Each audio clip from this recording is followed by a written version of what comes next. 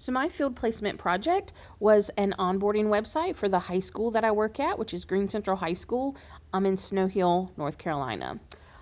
So again, I created a new employee onboarding website, and I collaborated with my admin team on this, as we are the ones who usually complete the onboarding process with new hires, especially in the middle of the school year.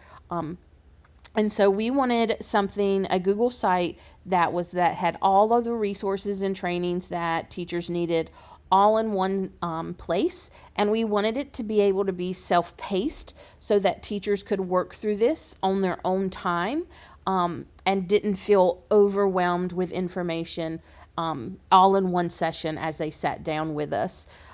So the site includes, first, when you log in, you see a homepage that houses Green Central's mission and our vision, but then also just kind of an explanation of how to navigate through the site, what all will be in the site, and just how it works in general. So then the first place they will go after the homepage is they receive a first week checklist.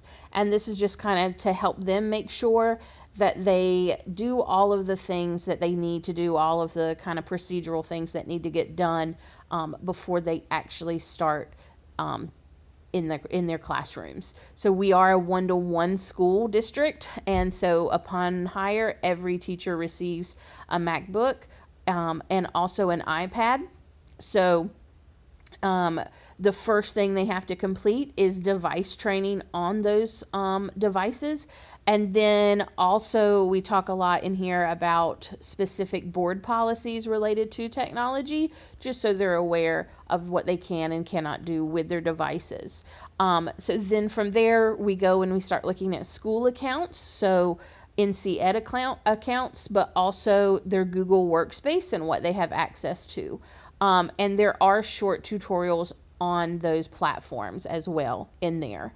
So then we move into our required staff trainings, like our active shooter trainings, our crisis management plan, also our student health services trainings, like the bloodborne pathogens that have to be done.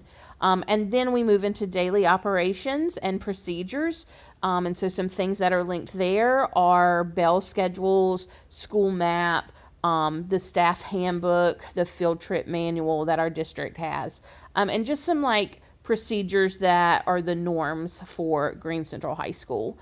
So then we move into teaching and learning resources, where we look at Infinite Campus, Canvas, and our curriculum maps, our district curriculum maps, all that housed in one place. And then we look at professional growth information. So what are your North Carolina professional teaching standards? How are you evaluated on them? And then there's some support in there to help teachers create their PDP goals, and then how to complete that in NESIS in that platform as well. And then also how to renew their teaching license. And then we end with a teacher and student support contacts page that just kind of has like, if you need help with this, this is who you should call. So this is important because the way that our new employees have kind of received information, it's been from multiple people or just through emails or random documents that have been shared.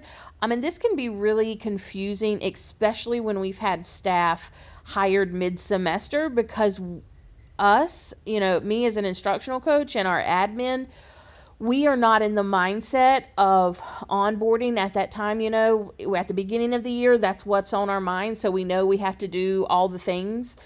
In the middle of the semester, it gets a little crazy. And so sometimes we were forgetting to share things. And so we just wanted everything all in one place, so it was a more consistent onboarding process. And that way they just really were not as confused or overloaded with information when they started working for us. This is, as an instructional coach, I often support new teachers when they come to us and provide that training for them. So this also kind of helps me stay accountable and make sure that I'm providing the correct stuff and all of the things and not forgetting anything. And it just really makes it easier for the people doing the onboarding, but also obviously for the new employees.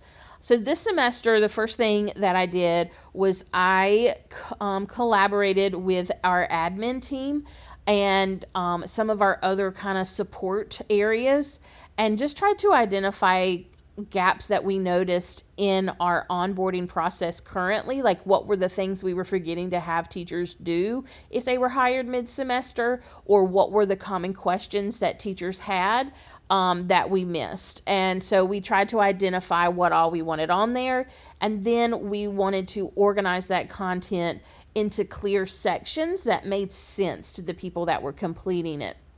So once we kind of had a rough layout of how we would like the website to work, then I worked on embedding the trainings, the tutorials, and resources within that website. And again, we wanted that to be a self-paced website, so teachers didn't feel like they had to do it all in one setting, because it is so much information. We just kind of wanted to reduce their cognitive load as much as possible. So again, they're in there as sections, and so they can complete a couple of things, take a break, come back to it later. We also wanted this to be something that they could come and revisit at any time throughout the school year if they needed to. So some things that still need to be done. Our short-term next steps is we did not have any new hires since the site has been created, so we definitely want to pilot the site with future new hires. We will built in a section at the end to ask people who have completed the site for feedback. You know, do the links work? Was there anything that they noticed that was missing that they wish was there? And so we definitely want to review that feedback once people start using the website. We're also obviously have to continuously check to make sure that all links and resources are accurate and that they're working.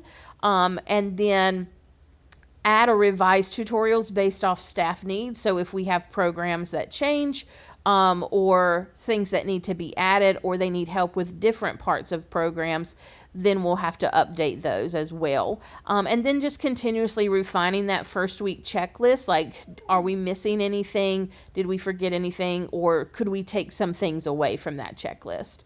Some of our long-term next steps is we want to create a regular update schedule for the site. So that way it's done consistently and it's not just a, oh yeah, I guess we need to do that. But we make it a priority to keep it updated. I would also like to have different staff members help with reviewing the website, so it doesn't fall just on one person to keep that up to date, but a group of people. And then also we want to continue using the feedback that we'll get to improve that onboarding site every year. And then we would like to, as needed, expand the site as a district or school procedures change.